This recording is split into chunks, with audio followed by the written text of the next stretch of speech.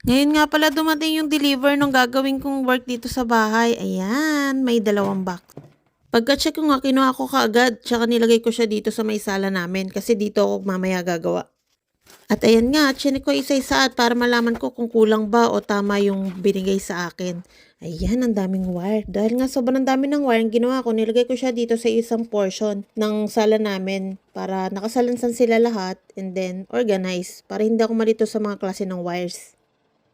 At dahil nga kagigising ko lang, nagpalit muna ako ng damit tsaka naghilamos para at least kahit paano fresh. At ayan, ipapakita ko nga sa inyo yung daily routine ko sa face ko. Actually guys, hindi talaga ako mahilig sa ganito. Tamang hilamos lang ako at sabon sa mukha ko. Okay na, solved na. Kaya lang simula nga nung binigyan na ako ni Oma ng mga gantong cheborichi sa mukha, wala na ako nagawa. Kailangan ko na siyang gamitin. Yung biyanan ko lang talaga lagi ako sinasabihan na ipahid ko nga rin na ipahid din sa mukha ko kasi nga, syempre, nagkakaedad na rin tayo. Tsaka, dumarami yata wrinkles ko dahil kay Oppa. At isa sa tips na sinabi sa akin niyo, makapag i-apply ko daw to sa mga ko, dapat yung parang sinasampal mo yung sarili mo. Yung tinatap-tap mo ba, ganun. Bilin sa akin ni Oma, wag na nga raw akong bibili pag naubos yung mga to kasi siya na daw magbibigay sa akin lagi. Yun nga, ginagawa niya. Kaya inaantay ko na lang, nabigyan niya ako. Actually, hindi pa nga naubos yung nandito sa akin mayroon na agad yan siyang padala. After ko nga ayusin yung sarili ko, naglinis din ako muna dito sa kwarto namin bago mag-umpisa ng trabaho. Syempre, ligpit-ligpit at ang kukulit ng mga alaga namin, oh. Pagkatapos ko naman sa kwarto, dito naman ako sa kusina at syempre bago mag-umpisa, kailangan mo na kumain ni Buntis at gutom na kami ni Baby. At onting imis-imis ng mga kalat. Nag-init nga ako ng tubig at ako ay magkakape kasi pag ganitong malamig dito guys, ang sarap magkape. Tapos ayan, mga ilang minuto lang, pinipare ko yung kakainin ko.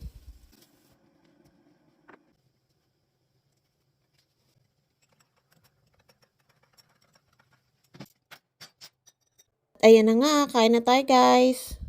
Strawberry, kape, tsaka kimchi jjigae. O diba? While watching ng tablet. San ka pa?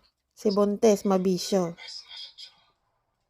At maya-maya nga, natapos na ako kumain. Tapos, nagpunta na ako dito sa may sala namin at dito ako gagawa. Tinitingnan ko kung anong pesto yung maganda kasi para hindi ako mahirapan. For now, ganito muna yung gagawin kong pesto. So, ayan. Ini-start ko nang ihanda yung mga kailangan ko. Ayan. So, ito yung gagawin natin. Ang pangit ko. Nasa bahay lang naman na. So, ayun. Kasi, since nandito lang ako sa bahay and wala na akong work and nakakaboring naman ako, higa, tulog, kain ang gagawin ko, tapos panood, diba? So, ito at least, kahit paano na nasa bahay ako, kumikita pa rin ako. Hindi ganun kalakihan yung kita, pero pwede na. So, ayun. Ito yung gagawin natin. Ito yung ginagawa ko. Mga wire siya, tapos, ano siya, may mga port na pag i-insertan mo ng mga wires. And make sure ito dapat hindi ka nagkamali kasi bawat wires may iba-ibang colors. And then may designated na lugar kung saan mo sila i-slot.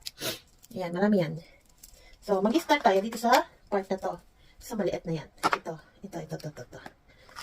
So, ito yung dami ng wires na kailangan. So, dito, hindi ka pwedeng lahat to i-insert mo lahat. Dapat pa, at least pa, tatlo, dalawa, ganun. Kasi hindi pwedeng magkamali ka. Pag nagkamali ka, reject na yun. So, mag-start tayo sa 4 na colors. Gray, green, violet, orange na stripe. Gray, green, violet, orange na stripe. Ayan. Ayan sila. Kung titingnan nyo, magkakaiba yung color niyan. Ito gray, green na may stripe. Ito violet, tapos ito orange na stripe. So ito, dalawa yung head niya. Ito medyo malaki. Pero yung sa kabilang portion niya, kabilang side maliit. Ayan o, diba? So, ang gagawin natin, dito sa, ito yung pag-i-insertan natin na port. Ayan, dito. Since maliit siya, maliit na portion ang ipapasok natin. Ayan, maliit to, diba? Ito malaki. So, dito tayo sa maliit. Tapos, i-insert lang natin yan siya dyan. Siyempre, bago natin gawin, kailangan tumingin muna tayo sa sample. Dito, yung gray, ayan, nasa first port siya. Dito din natin siya ilalagay. Ayan na. Dito. Tapos, maglalak din siya. Ayun, ganun lang. Tapos, sunod natin yung green. Green ba yung sunod? Tama ba? O green nga.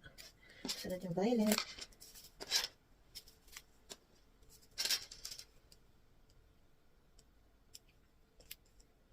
Sunod yung orange.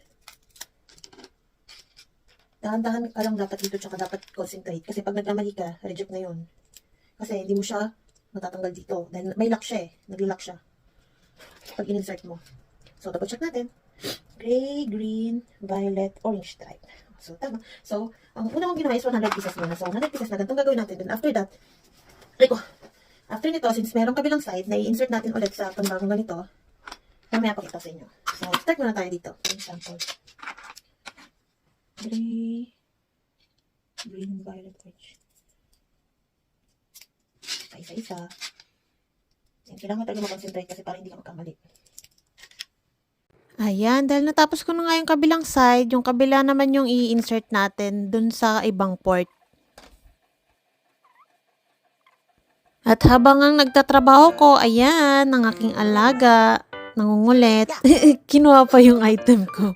Pasaway, gusto akong pahintoy nata sa ginagawa ko. Kasi wala ko dun sa kama. Usually kasi lagi nakahiga kami sa kama nito mga nakaraan. Ngayon, dahil may ginagawa na ako, ayan, wala, tuloy siyang kastabi sa kama. Diyan siya sa tabi ko gustong matulog. Uy, go. At ayan na nga, inaantok na siya, papikit-pikit na. Cute.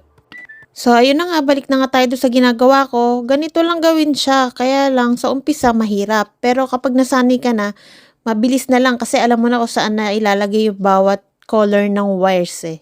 Kaya hindi ka na malilito. Ako, ayoko pa man din ng nagkakamali. Kaya bawat insert ko, tinitingnan ko muna. Pero nung mga kinaya ko nang hindi na panayan tingin-tingin, mabilis ko na siya nagagawa. At ganito nga ang itsura niya kapag yung medyo malapit na siyang matapos. Ayan, ganyan. Tapos after nyan, kapag natapos ko na yan, ilalagay ko na yan sila sa box. Tapos per box, 100 pieces.